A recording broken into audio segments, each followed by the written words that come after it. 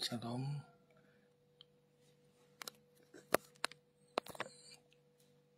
selamat pagi, shalom, selamat pagi, salam sejahtera buat kita semua. Bersyukur pada pagi hari ini kita diberikan kesegaran oleh Tuhan untuk bisa menjalani hari ini dengan penuh ucapan syukur dan mengingat segala kebaikan Tuhan. Mari kita datang kepada Tuhan dengan penuh ucapan syukur, dan kita akan melakukan saat teduh serta doa pagi pada pagi hari ini bersama dengan Grace Ministry Church. Mari kita meletakkan semua beban hidup, segala perkara, segala kesesakan dan kesukaran kita datang ke Tuhan dengan penuh ucapan syukur. Dan pagi hari ini kita akan berdoa secara khusus untuk para hamba Tuhan, misionaris, pelayan-pelayan Tuhan, kabar Injil, baik di perkotaan, di pedesaan, dan di pedalaman. Kita berdoa secara khusus biarlah roh Tuhan tetap memberikan semangat, giat, serta berkobar-kobar bagi kemuliaan Tuhan. Dan kita bersama-sama pagi ini mengawali minggu ini dengan tetap menikmati firman Tuhan untuk mengerti maksud dan kehendak Tuhan. Dan pagi hari ini kita akan belajar tentang bagaimana kita memprioritaskan Allah di dalam hidup ini. Allah yang kita kenal di dalam Yesus Kristus yang telah menebus seluruh dosa-dosa orang yang percaya kepadanya. Allah yang sungguh mengasihi kita di saat apapun dan kapanpun, dan biarlah pada pagi hari hati kita dipenuhi dengan sukacita dan ucapan syukur kepada Tuhan, mengingat kita masih bisa melakukan segala aktivitas, masih bisa menikmati segala kebaikan Tuhan. Saudara, mari kita meletakkan segala harapan kita, mau melangkah di dalam setiap keputusan atau apapun yang sudah kita rencanakan. Kita bersandar kepada Tuhan. Biarlah Dia yang Maha Tahu, Dia yang Maha Kuasa, membimbing kita, menuntun kita setiap langkah kita, sehingga kita makin hari makin bisa menjalani hidup ini yang berkenan di hadapan Tuhan, yang selaras dengan firman Tuhan. Mari kita fokus mengarahkan hati kita kepada Tuhan. Kita akan memulai doa pagi dan saat teduh. Kita berdoa.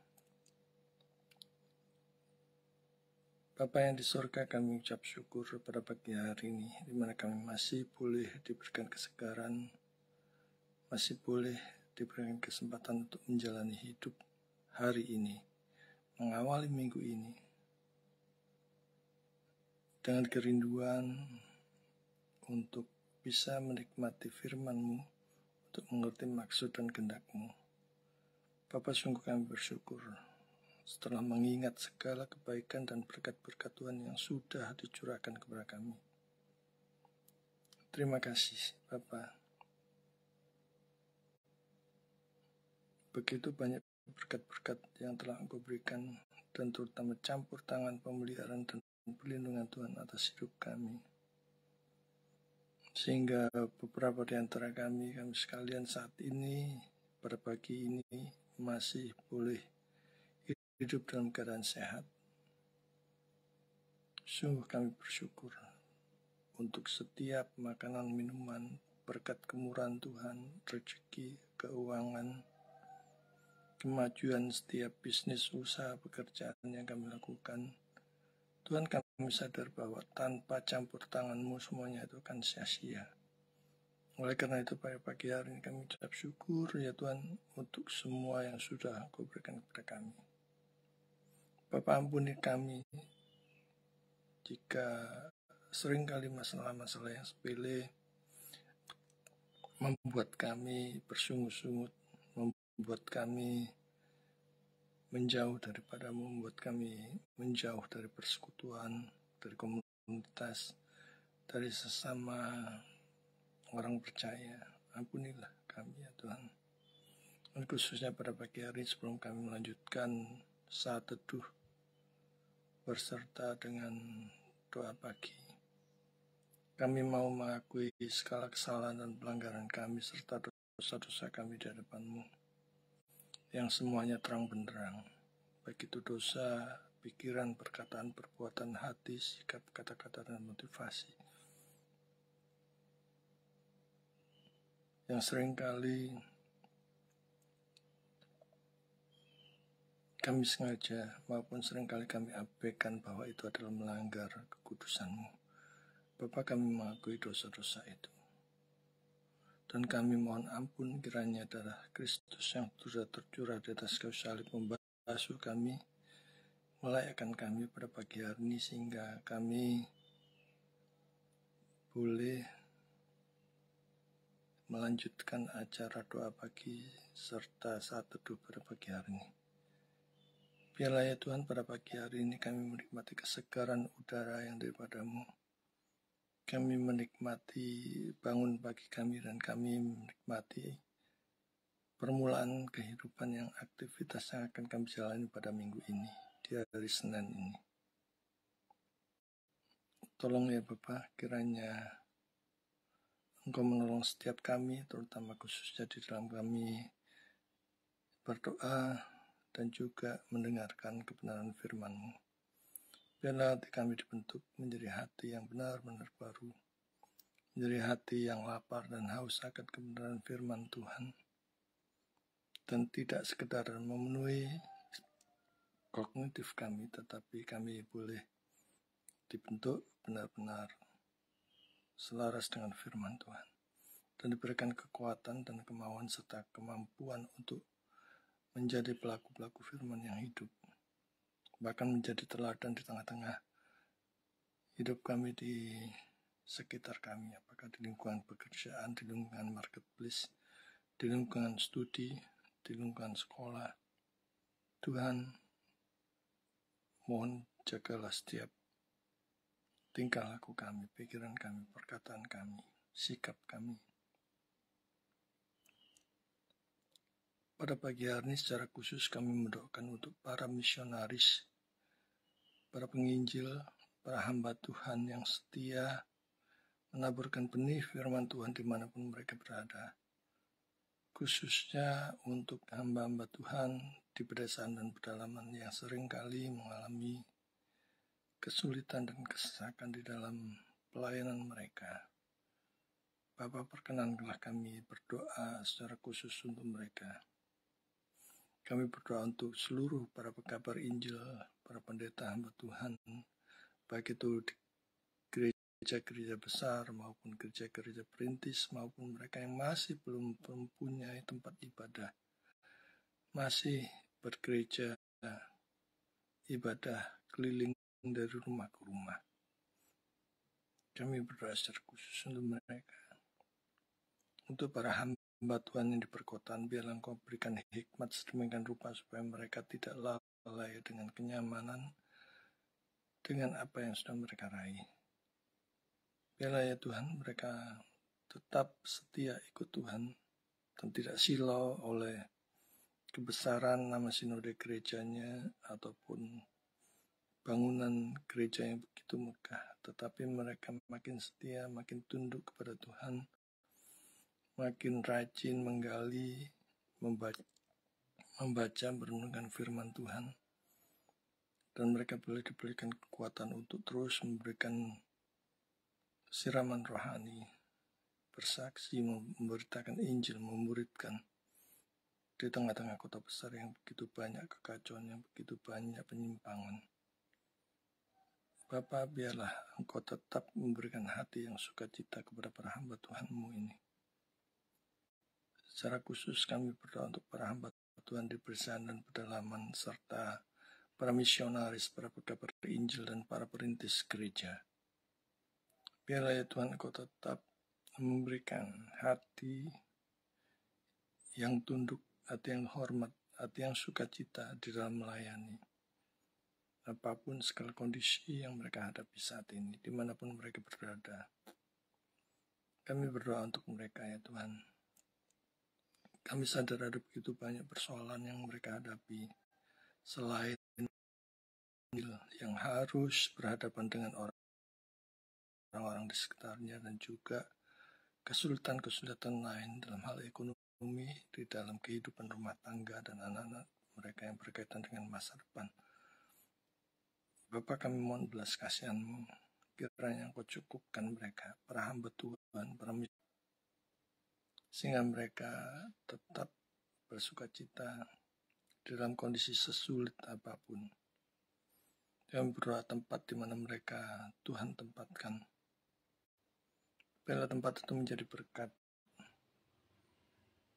menjadi tempat yang penuh harmonis, kerukunan, menjadi tempat yang baik untuk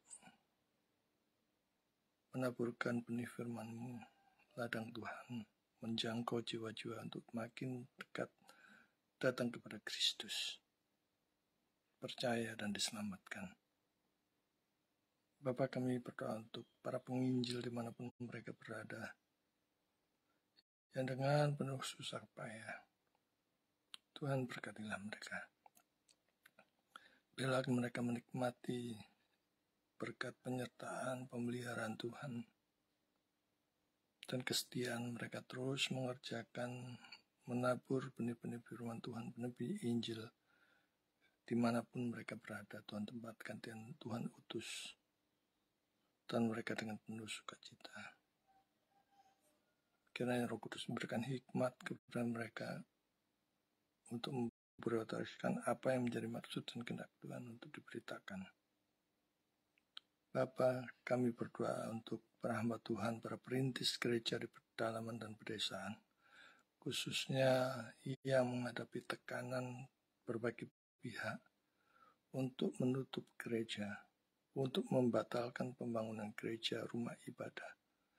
Kami berdoa dan mohon kemurahan.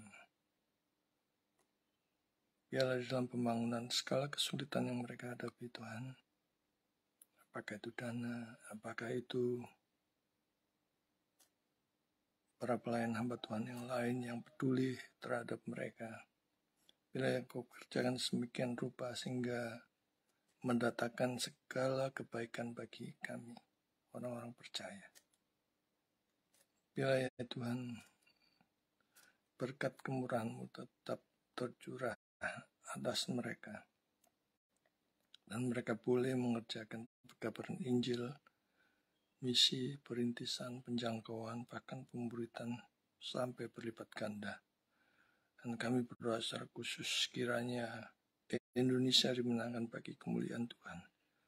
Nama Yesus makin ditinggikan di tengah-tengah begitu banyak pergolakan,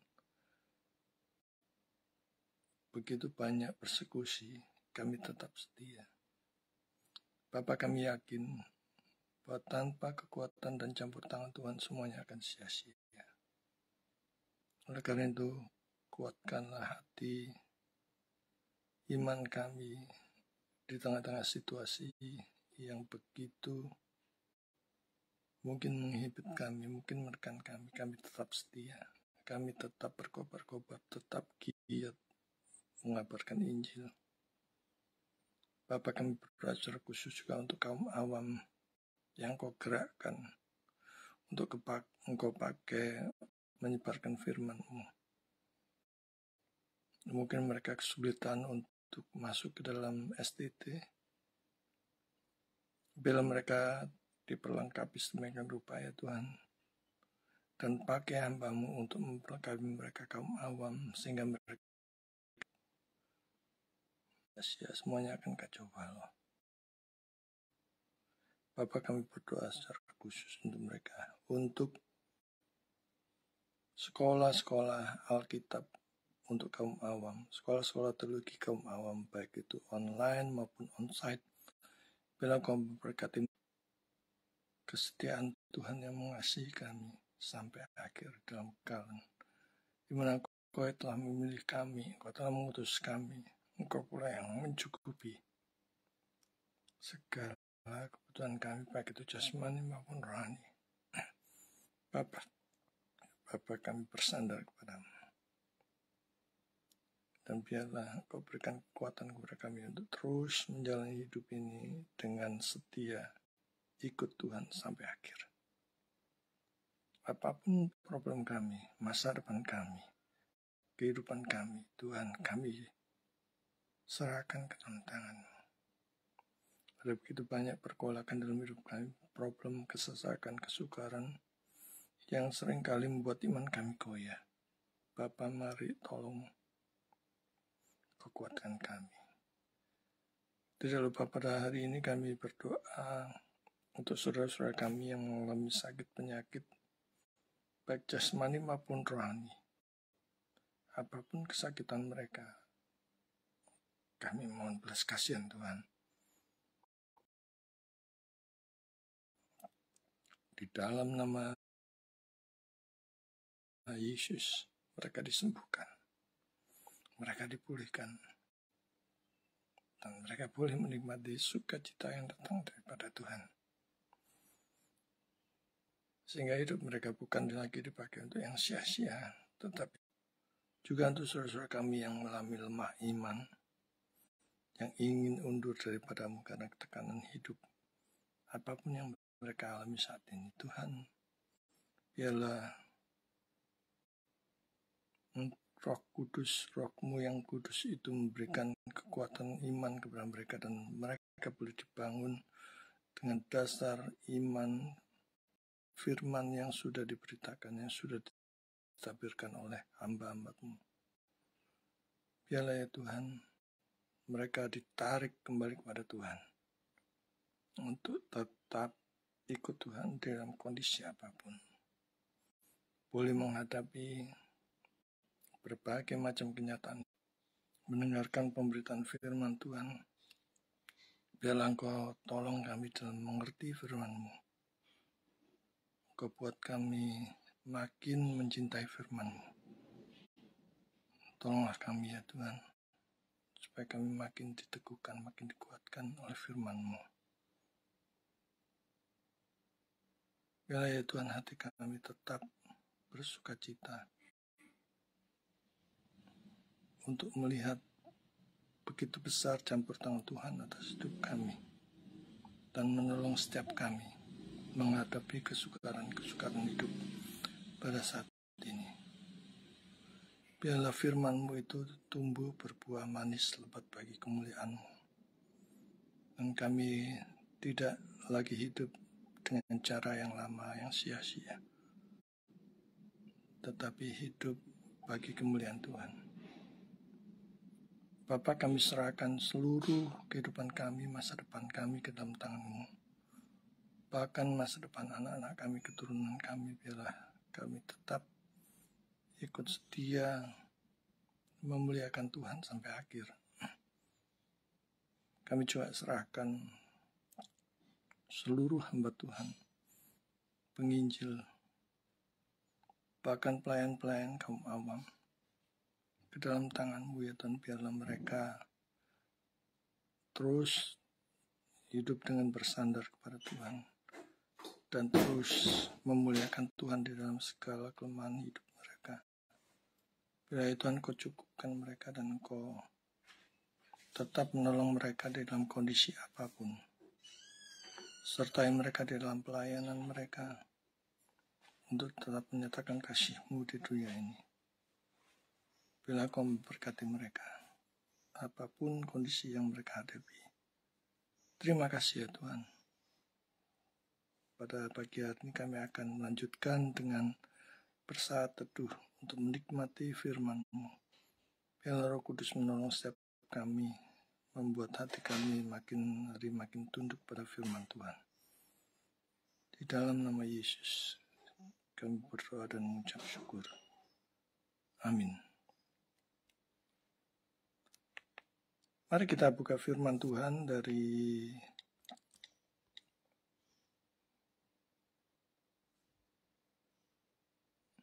Perjanjian Lama.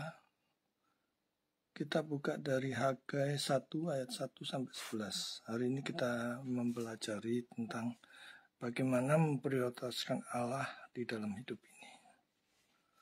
Ini Hagai 1 sampai Hagai pasal 1 ayat 1 sampai 11 berbicara tentang ajakan untuk membangun kembali bait suci.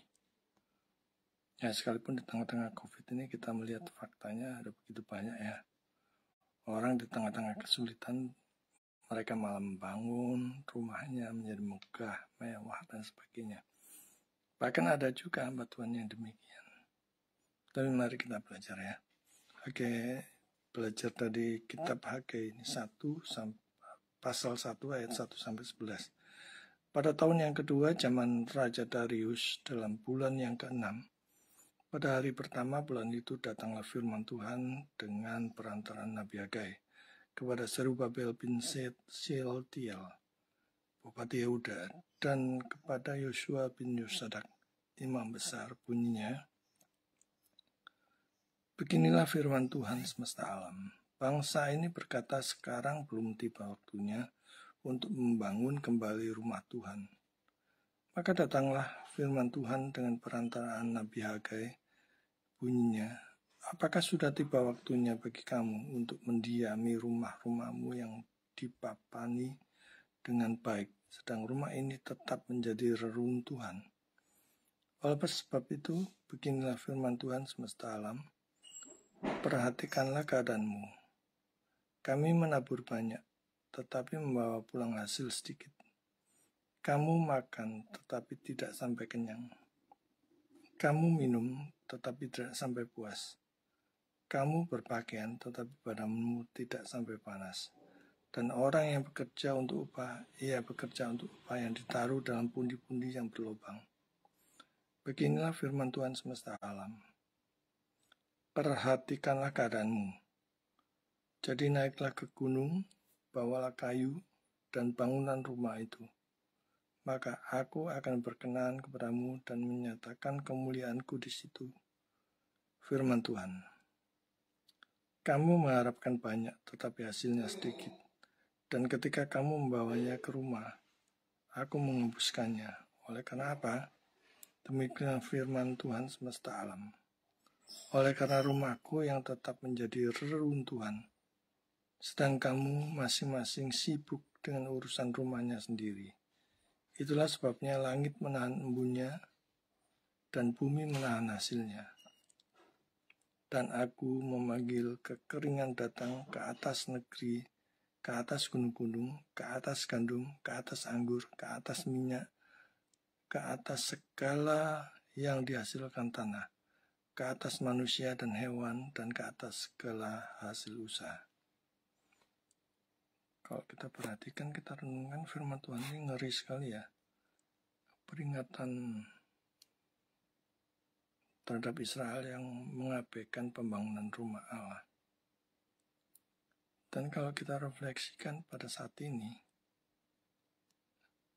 betapa mengerikannya itu bagi orang-orang yang sudah diberkati oleh Tuhan begitu melimpah, tetapi mengabaikan pembangunan rumah Allah. Kita ketahui saat ini ada begitu banyak ya, pelayan perintisan, pelayan pembangunan rumah ibadah yang begitu terbengkalai karena dana atau sumber-sumber lainnya yang begitu terbatas sehingga tertunda. Dan kalau itu terjadi pada kita yang sudah diberkati oleh Tuhan begitu melimpah, dan kita tidak peduli terhadap pembangunan rumah Allah, rumah ibadah, pastori, kita perhatikan tadi peringatan Tuhan begitu mengerikan. Saudara yang kasih, Allah pencipta langit dan bumi ini adalah Maha Besar, yang seharusnya menjadi nomor satu. Hanya Dia yang layak menjadi nomor satu. Bukan kekayaan kita, bukan pekerjaan kita, bukan bisnis kita, bukan juga pasangan kita, tapi Allah layak untuk menjadi yang nomor satu, diprioritaskan. Tetapi di dalam praktek hidup sehari-hari seringkali dia diperlakukan sebagai yang nomor sekalian. Bahkan di banyak kasus, kalau sudah mentok baru menghadap Tuhan, baru berdoa, baru memohon, baru berlutut kepada Dia. Setelah semuanya mentok, tidak ada jalan. Setelah bangkrut habis-habisan, ada begitu banyak anak-anak Tuhan yang kemudian menangis, memohon pertolongan Tuhan, ingat Tuhan. Hanya kalau saat menghadapi masa-masa sukar. Bahkan tak jarang Tuhan itu diperlakukan seperti ban serep ya. Seperti ban cadangan. Artinya kalau benar-benar butuh, baru dipanggil. Jadi lebih mirip seperti memperlakukan Tuhan seperti jin lampu abad, lampu Aladin. Agar menuruti apa saja yang dia mau. Jadi kalau jin Aladin itu biasanya memberikan 3 permintaannya. Dan harus menuruti apa yang dia mau. Apa yang diinginkan. Nah, bukankah orang percaya juga seringkali demikian perlakuan Tuhan. Tuhan beri ini, Tuhan beri itu. Tetapi kalau tahu sudah diberikan, sungguh-sungguh sudah diberikan, kemudian lupa. Lupa segalanya, lupa janjinya, lupa nasarnya, dan sebagainya. Saudara-saudara yang kasih, apa yang menjadi prioritas dalam hidup saudara? Apakah itu harta? Apakah itu rumah? Apa itu kemewahan? Apakah itu mobil mewah, pendidikan, karir, jabatan, ataukah Tuhan yang sudah memelihara dan memberi kita hidup ini sampai saat ini, sampai detik ini? Orang rela dan berani berkorban demi suatu tujuan yang penting. Jadi kalau dia memandang bahwa itu penting, itu menguntungkan bagi dirinya, orang akan berjuang mati-matian. Lantas apa yang penting, paling penting bagi kita yang kita anggap untuk diperjuangkan, yang kita prioritaskan dalam hidup ini? Betapa banyak orang memberikan waktu dan tenaganya yang dicurahkan untuk prioritas hidup itu supaya tercapai apa yang dia inginkan. Atau apakah Allah itu paling penting bagi saudara? Dan firman Tuhan datang melalui perantaraan Nabi Hagai pada waktu itu kepada Zerubabel, Bupati Yehuda, dan Yosua yang menjadi imam besar pada saat itu. Hagai termasuk 3 nabi yang bernubuat setelah pembuangan, yaitu Hagai, Zakaria, dan Maleaki. Dan Zerubabel adalah cucu dari Raja Yoakim, Raja Kerajaan Yehuda, yang tunduk pada kerajaan Persia yang dipimpin oleh Darius. Marilah kita pada saat yang sama belajar bahwa para pangeran dan orang-orang yang kepadanya Allah telah melakukan pemeliharaan, pemerintahan gerejanya dengan tidak setia menjalankan jabatan mereka dan juga tidak menjalankan tugas mereka dengan begitu berani dan keras, namun mereka tetap membutuhkan untuk dibangkitkan dan dirangsang seperti itu dengan banyak dorongan. Kadang-kadang dalam hidup ini kita memerlukan dorongan yang begitu keras, saudara-saudara. Dan kita digoncangkan begitu keras sehingga kita disadarkan, oh hidup ini telah melenceng. Oh hidup ini telah keluar daripada realnya. Nah, sebagai orang percaya, standar kebenarannya adalah firman Tuhan. Dan seringkali Tuhan mengingatkan dengan cara yang begitu keras agar kita on the track. Kembali ke jalan yang benar. Kembali kepada jalan yang selaras dengan firman Tuhan.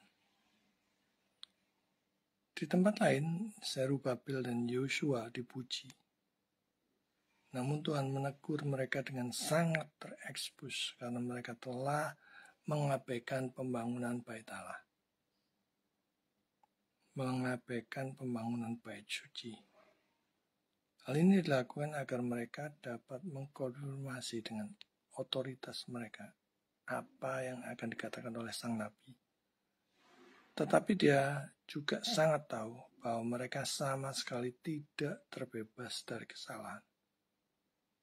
Sementara orang-orang banyak yang lalai di dalam menjalankan pekerjaan membangun bait suci. Jadi sebenarnya bukan main-main. Saudara, kalau kita mengabaikan, kalau kita tahu bahwa ada suatu tempat yang membutuhkan dukungan, bantuan, pertolongan, campur tangan. Sementara di sisi lain kita diberkati oleh Tuhan begitu melimpah dan kita menutup mata terhadap pembangunan bait suci, terhadap pembangunan gereja, terhadap pembangunan rumah ibadah. Sungguh mengerikan. Dan seringkali orang yang mempunyai otoritas dan wewenang itu lalai terhadap hal-hal yang spiritual, yang bersifat rohani. Padahal mereka diangkat dengan bersumpah di bawah kitab suci.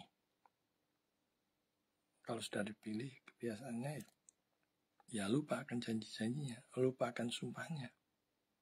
Misalnya ikut mensejahterakan rakyatnya, ikut peduli terhadap hal penting yang memuliakan Tuhan.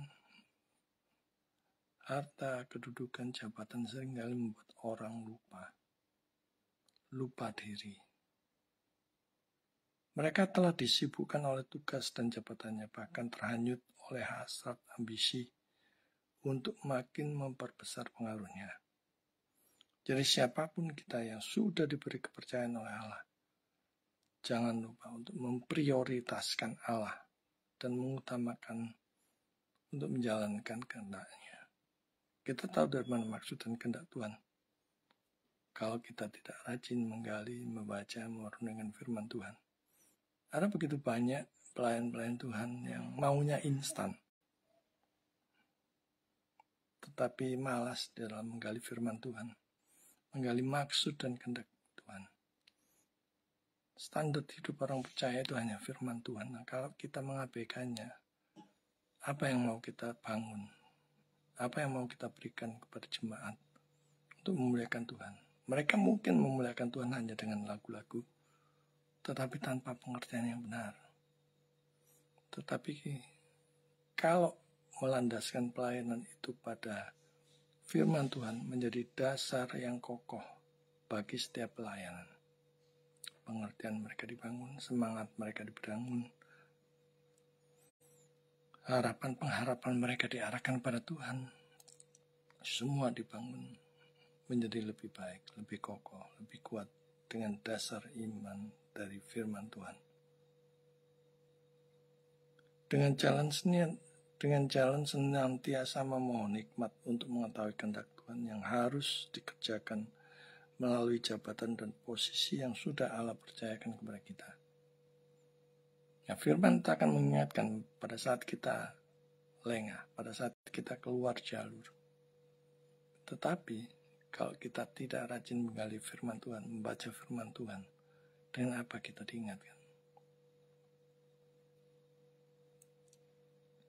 Mari kita menomorsatukan Tuhan,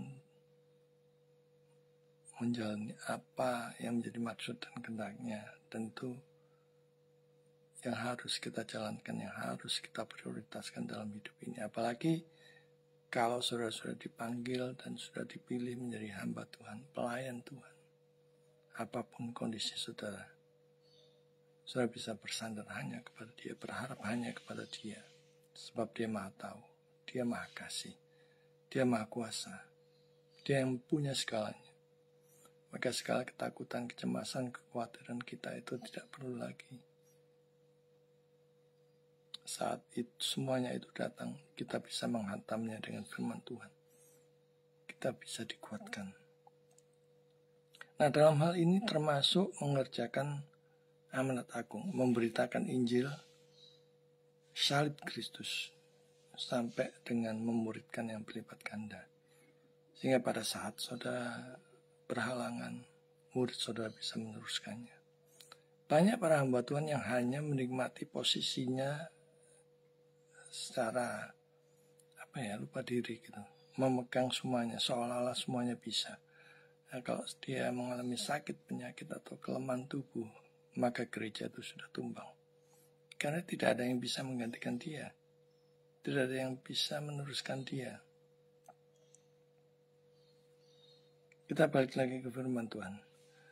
Tuhan menegur pengabaian pembangunan bait suci. Jadi setelah pembangunan bait suci terabaikan, rakyat Israel sibuk dengan urusannya sendiri-sendiri.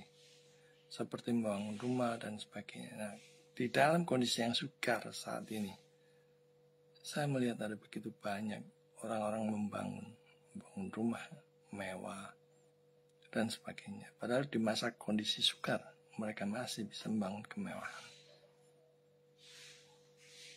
Nah, kalau kita lihat di firman Tuhan ini, kita bisa melihat itu sebabnya mereka miskin dan menderita, gagal panen dan sebagainya. Karena mereka mengabaikan pembangunan bait suci.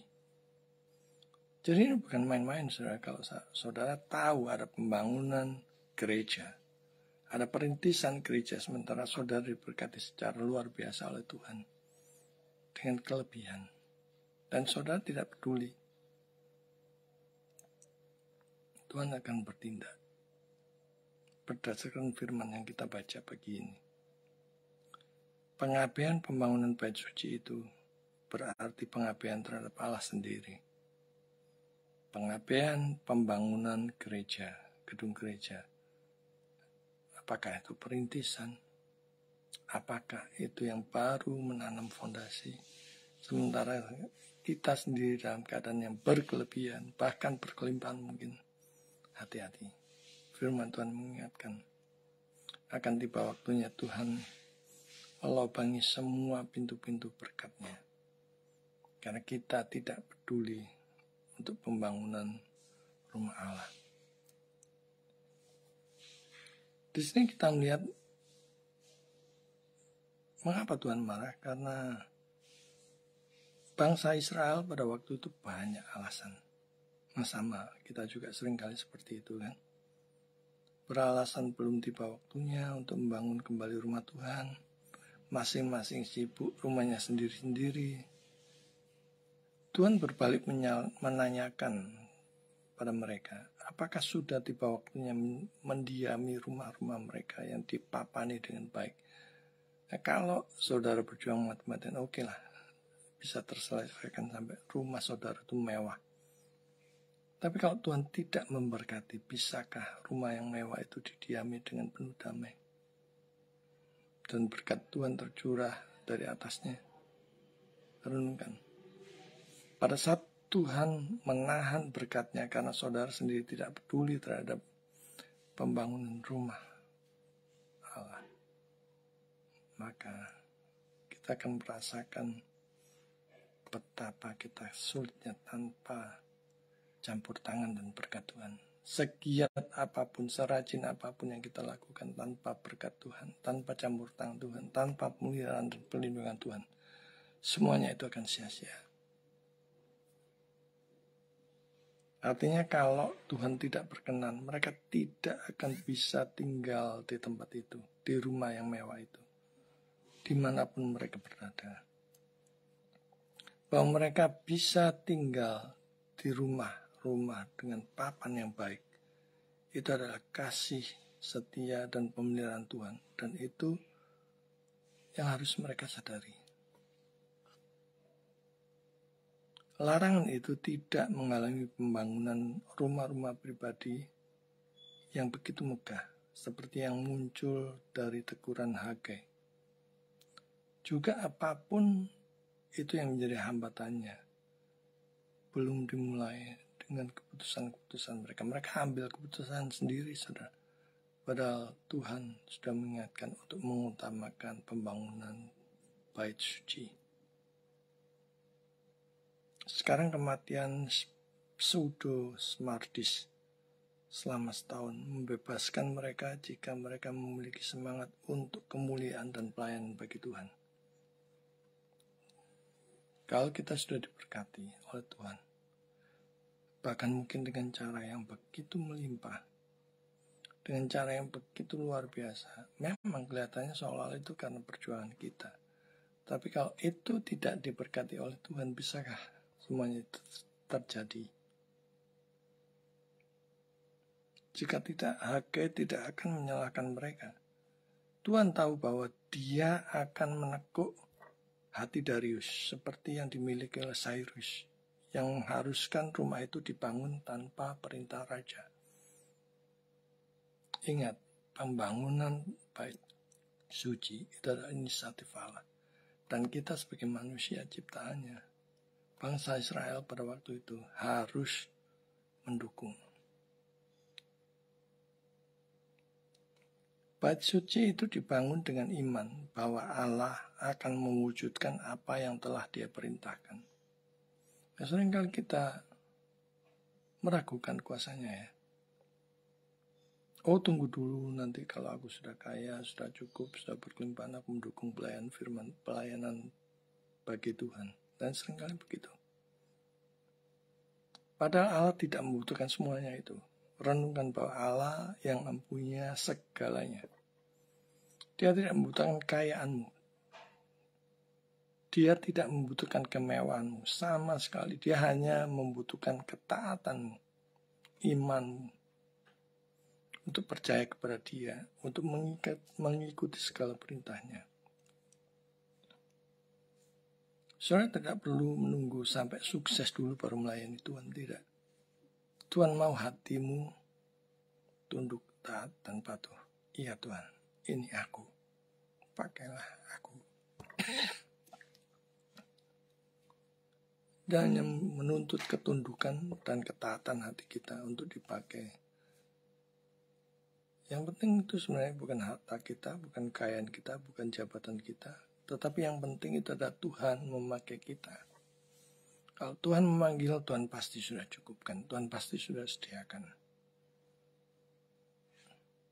Ikuti saja. Dan apa yang diperintahkan Dia mendatangkan kebaikan. Percaya. Dia yang punya segalanya. Tidak ada satupun yang layak kita cemaskan, kita khawatirkan. Kalau kita mengikuti Tuhan. Kalau kita melayani Tuhan. Kalau kita mendukung pelayanan bagi Tuhan. Khususnya dalam hal ini pembangunan bait suci ya. Dalam konteks kita hidup zaman modern ini. Ada begitu banyak gereja-gereja perintisan. Mungkin banyak di antara kita yang belum bisa, belum tahu dan belum merasakan. Pelayan di satu tempat di mana gereja itu serba terbatas. Tempat duduknya masih dari pohon yang diikat dengan ranting-ranting. Alasnya juga belum disemen, masih tanah berdebu. Saya pernah melayani di tempat yang demikian beberapa kali di pedesaan dan pedalaman, saudara. Dan apa yang saya dapat? Saya mendapati bahwa diri saya tidak ada apa-apanya dibandingkan mereka. Saya bisa bayangkan, gereja itu jemaatnya tidak banyak, saudara. Satu kali ibadah itu paling persembahannya cuma 75.000. Kalau 4 kali ibadah di dalam sebulan, mereka hanya paling tinggi 300.000. Sementara mereka harus menghidupi istri, anaknya. Tapi Tuhan cukupkan. Tetapi persoalannya bagi kita yang diberkati kelebihan oleh Tuhan, apakah kita diam saja? Apakah kita tidak peduli untuk support mereka, untuk menolong mereka? Dan kita dipakai menjadi saluran berkat Tuhan. Berkat Tuhan yang sudah disalurkan itu berarti mempunyai tanggung jawab untuk kita salurkan. Dia tidak butuh saudara-saudara persembahan yang besar dan sebagainya. Tuhan yang punya segalanya. Tuhan hanya mau bahwa kita peduli terhadap ciptaannya yang lain. Jadi di sini kita melihat semangat untuk kemuliaan dan pelayanan bagi Tuhan. Bukan ajang pamer untuk membangun suatu bangunan yang megah atau apapun supaya dikenang anak cucu. Oh, ini bangunanku. Aku yang berinisiatif. Aku yang berikan donasi. Saudara, Tuhan tidak membutuhkan semuanya itu. Percayalah. Dia yang punya segalanya. Bahkan kalau dia berkenan, dia bisa menarik semuanya yang sudah dia berikan kepada saudara. Jika saudara memakainya untuk hal yang sia-sia. Itu mudah saja buat Tuhan untuk menarinya. 1 detik aja. Mungkin gudang-gudang saudara terbakar. Mungkin klien-klien pelanggan saudara kabur ke perusahaan lain. Tuhan bisa memakai semuanya. Untuk mengingatkan kita supaya kita memprioritaskan Tuhan. Nah, kembali lagi ke Hagai. Pembangunan ini untuk kemuliaan dan pelayanan bagi Allah, sekaligus untuk ketaatan terhadap perintah Allah yang sudah disampaikan melalui Nabi Hagai. Bait suci dibangun dengan iman seperti apa yang telah Allah perintahkan. Jadi, perintah dan petunjuknya adalah dari Allah sendiri. Dia yang memerintahkan pembangunannya. Dia yang akan menyediakan semua dan yang dibutuhkan. Seringkali kita ketakutannya saat Tuhan memberikan visi atau perintah. Bagaimana kecukupannya, bagaimana ke depannya, dan sebagainya. Ada begitu banyak pertanyaan. Tetapi lupa bahwa yang memerintahku itu adalah Allah yang Maha Kuasa, Allah yang Maha Tahu.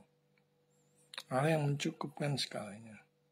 Allah yang empunya langit dan bumi.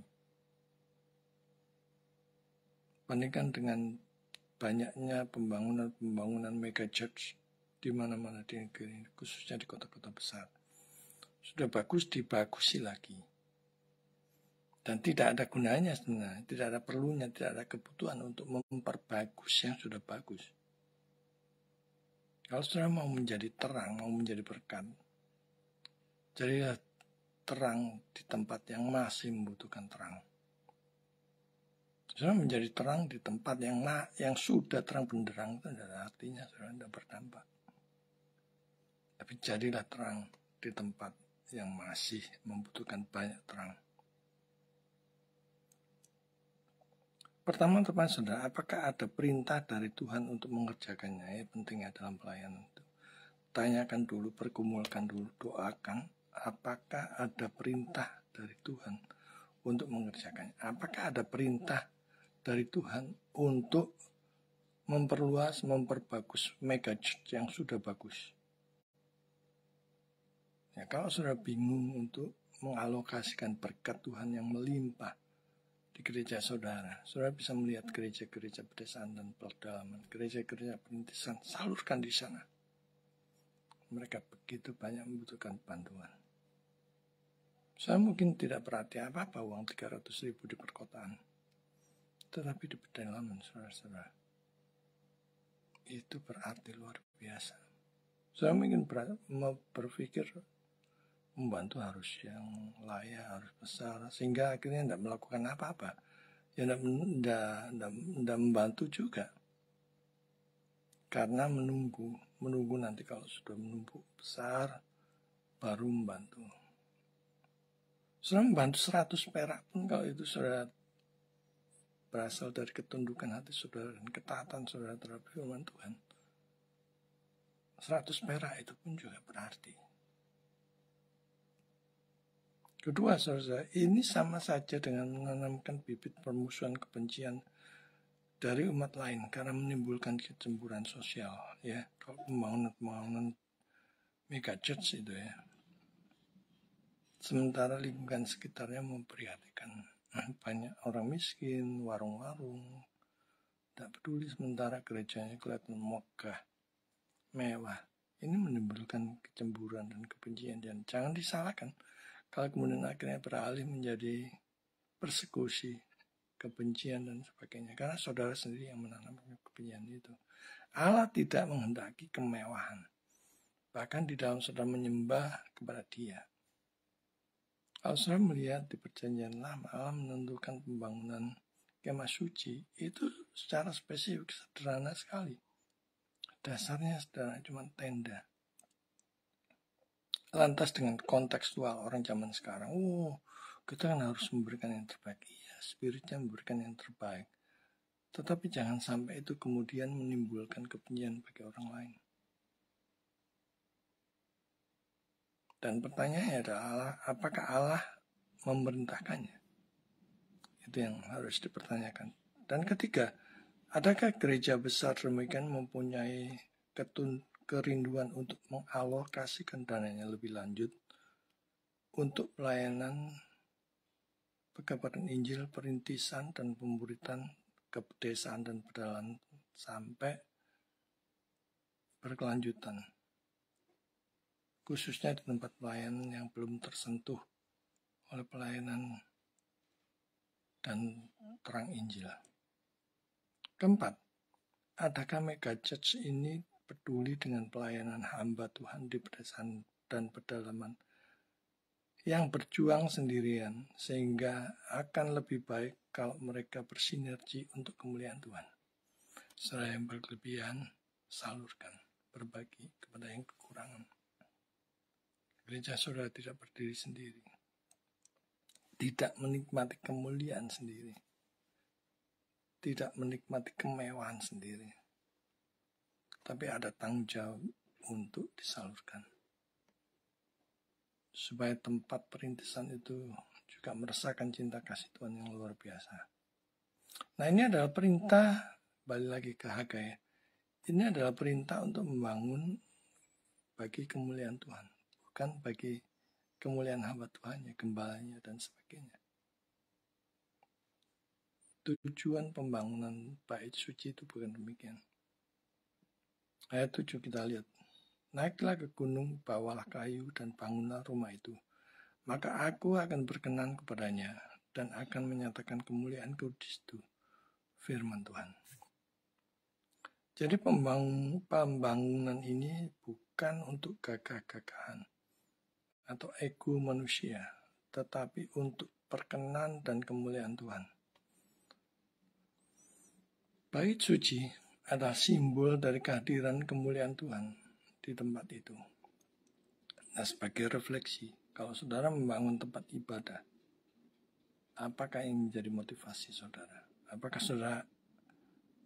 supaya Allah dipermuliakan di tempat itu dengan motivasi untuk memperkenan dan bagi kemuliaan Allah? Ataukah supaya orang mengenal bahwa saudara yang mempunyai ide, inisiatif, dan membangun tempat itu?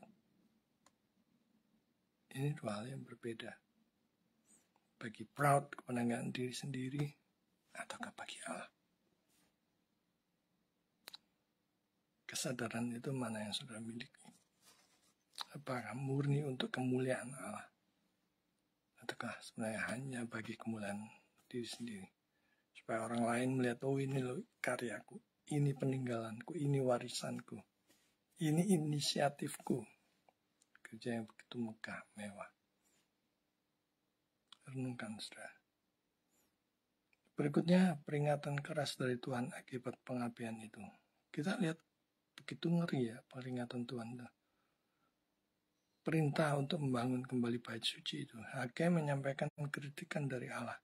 Karena saat itu tidak ada prioritas untuk membangun bait suci. Nah, saudara yang getol di sosial media ya, mesti berhikmat.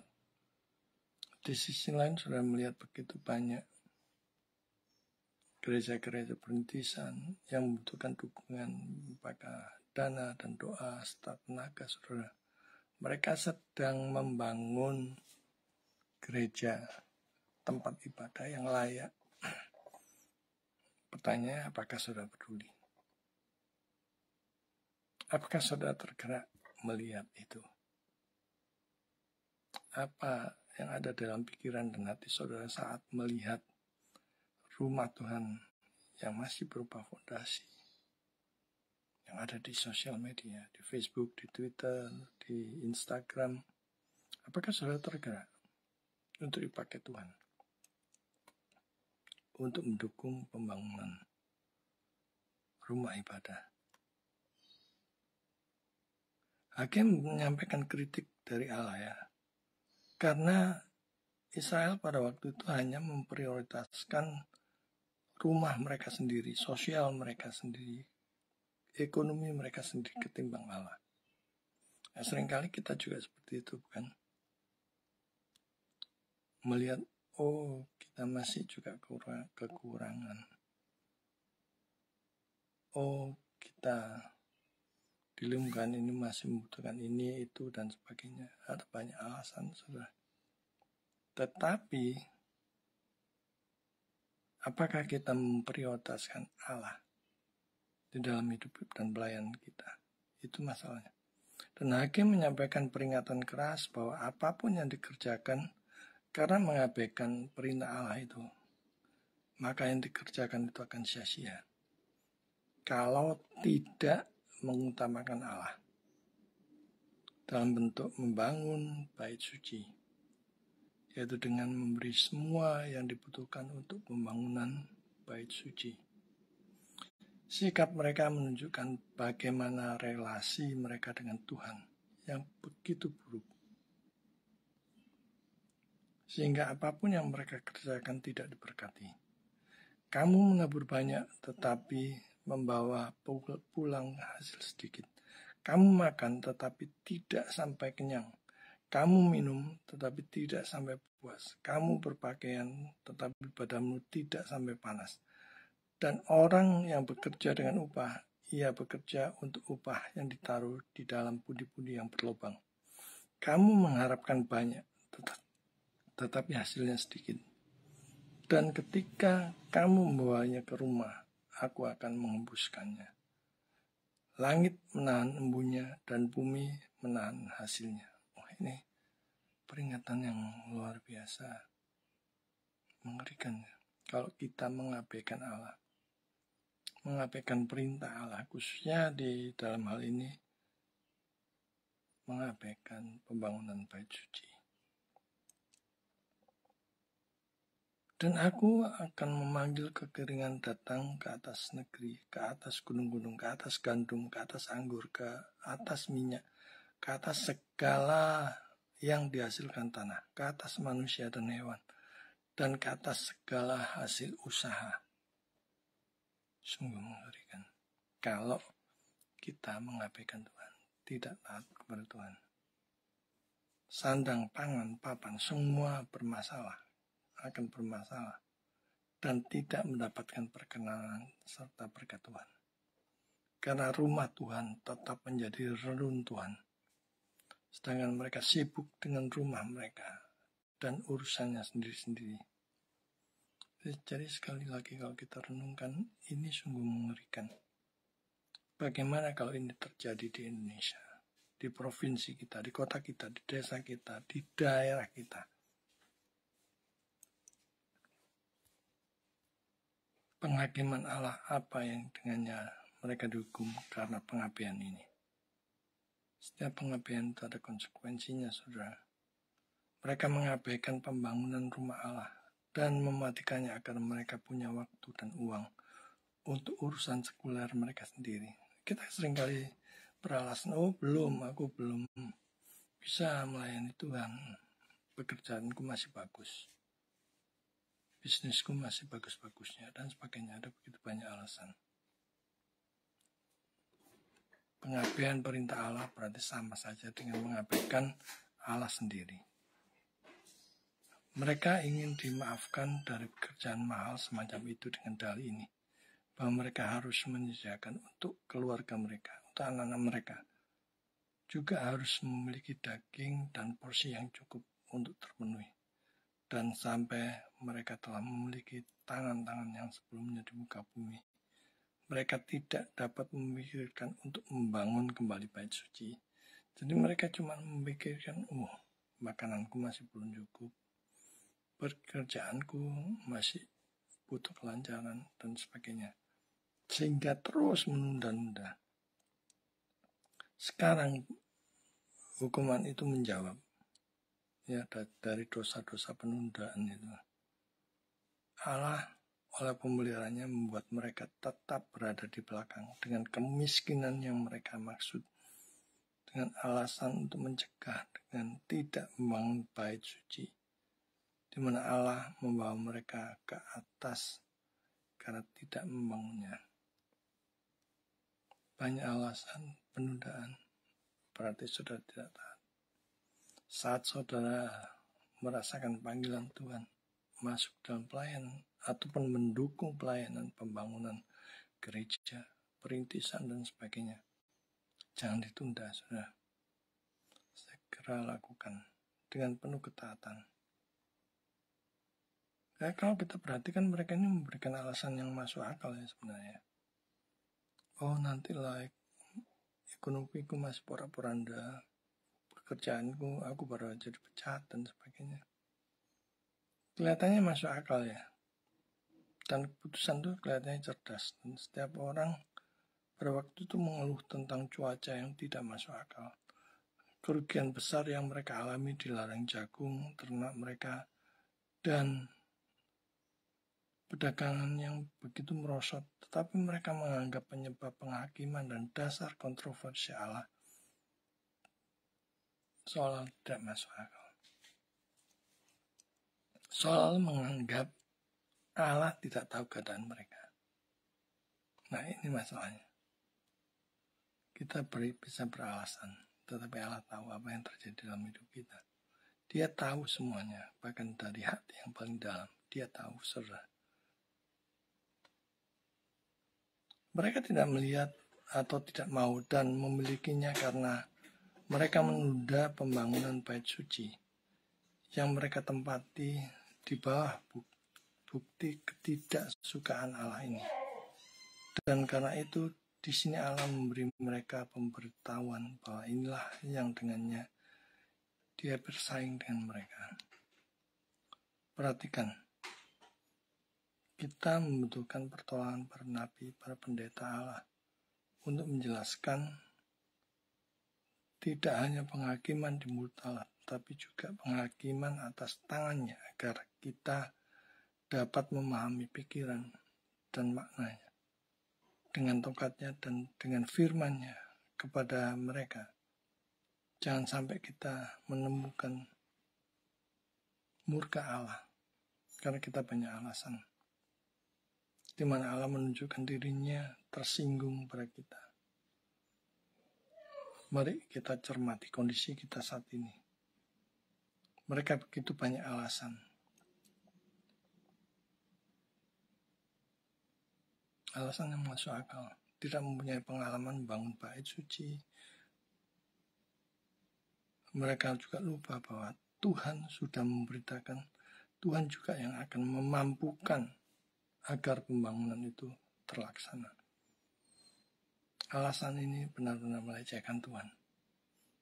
Dan bukankah kita juga seringkali seperti itu? Banyak alasan saat dipanggil Tuhan. Itu mengerjakan pelayanan atau mendukung pelayanan Tuhan. Jadi sekali lagi saudara, rumah ibadah adalah simbol kehadiran Tuhan. Apakah Kristus juga ada di dalam hati kita sebagai Tuhan dan Juru Selamat kita? Apakah kita sudah sungguh-sungguh menguduskan Dia? Atau justru hanya uang, materi, harta, kekayaan, dan hal-hal duniawi yang menguasai kita pada saat ini?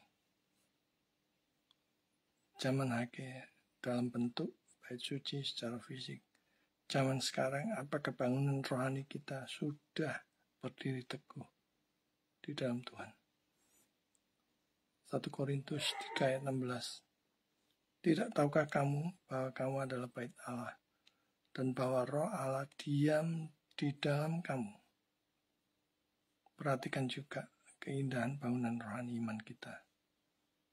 Dibutuhkan komitmen, ketetapan hati untuk menomorsatukan Tuhan, mengutamakan Tuhan. Dibutuhkan kesatuan dari seluruh umat Israel pada waktu itu dan sekarang melalui umatnya. Dibutuhkan juga kekudusan untuk menempatkan Tuhan sebagai pusat dalam kehidupan di segala aspek hidup kita. Juga mempunyai komitmen untuk memprioritaskan Tuhan melebihi segalanya, melebihi hal-hal duniawi, materi, jabatan, dan sebagainya. Matius 6 ayat 33, carilah dahulu kerajaan Allah dan kebenarannya, maka semuanya itu akan ditambahkan kepadamu. Sebab itu janganlah kamu khawatir akan hari esok, karena hari esok mempunyai kesusahannya sendiri. Kesusahan sehari cukuplah sehari. Berkat-berkatnya bisa kita rasakan saat kita mengutamakan Tuhan. Kalau tidak, betapapun melimpahnya hasil kerja keras kita, saudara tidak akan bisa menikmatinya tanpa berkat Tuhan.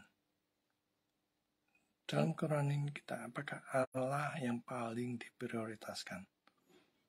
Tubuh kita juga harus kita jaga. Mental kita, sikap kita. Dan dengan kesadaran penuh bahwa Tuhan menolong, menyediakan, memelihara hidup kita, bahkan masa depan kita. Roma 11 ayat 36 ini yang pentingnya bagi setiap orang percaya untuk selalu diingat. Sebab segala sesuatu adalah dari Dia dan oleh Dia dan kepada Dia. Bagi Dialah kemuliaan sampai selama-lamanya. Bangunan gereja yang sudah bagus, sudah mewah, jangan terus dibangun dengan nafsu untuk mempermegah atau apapun. Jangan banyak alasan. Mari kita lebih fokus untuk membangun iman kerohanian jemaat dengan pengajaran yang ketat, yang tunduk pada kebenaran kitab suci, yang meninggikan Kristus untuk menjangkau lebih banyak jiwa-jiwa yang belum mengenal Kristus untuk datang kepadanya supaya percaya dan beroleh anugerah keselamatan. Itu yang paling penting. Jiwa-jiwa yang belum percaya, yang belum mengenal Kristus, itu lebih berharga daripada bangunan fisik gereja yang paling megah sekalipun. Membangun tubuh Kristus berarti saudara memuliakan Dia. Itu adalah prioritas utama bagi setiap orang percaya. Tuhan memberkati. Mari kita berdoa. Bapa di sorga, kami mengucap syukur untuk firman pada pagi hari ini, yang mengingatkan kami untuk menomorsatukan Tuhan di dalam segala tingkah laku kami, di dalam segala prioritas kami. Tuhan, tolong kuatkan kami untuk menomorsatukan Engkau, untuk mengutamakan juru selamat ketimbang keperluan-keperluan pribadi, untuk meyakini bahwa Allah yang punya segalanya, bahkan tidak ada satupun yang perlu kami khawatirkan, kami takutkan, kami cemaskan. Tolonglah kami untuk hidup memuliakan Tuhan total dalam segala berkat yang sudah Tuhan beri, baik itu berkat jasmani maupun rohani, untuk kami persembahkan kepada Tuhan. Terima kasih untuk acara doa pagi dan saat teduh saat ini.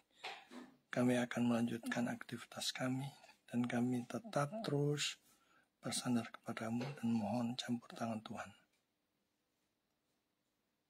Kiranya Engkau menolong kami dan memberkati kami. Saudara yang terkasih, arahkanlah hati dan pikiranmu kepada Tuhan dan terimalah berkat Tuhan. Kiranya anugerah dan damai sejahtera dari Allah Bapa kita, kasih setia dari Yesus Kristus Tuhan dan Juru Selamat kita, serta kuat kuasa, penyertaan, bimbingan, dan pertolongan dari Allah Kudus menolong kita sekalian untuk menomorsatukan Tuhan dalam segenap kehidupan kita, mulai dari sekarang sampai selama-lamanya. Amin. Terima kasih, doa pagi dan saat teduh saat ini sudah selesai. Selamat menjalani aktivitas aktivitas saudara dan terus mengandalkan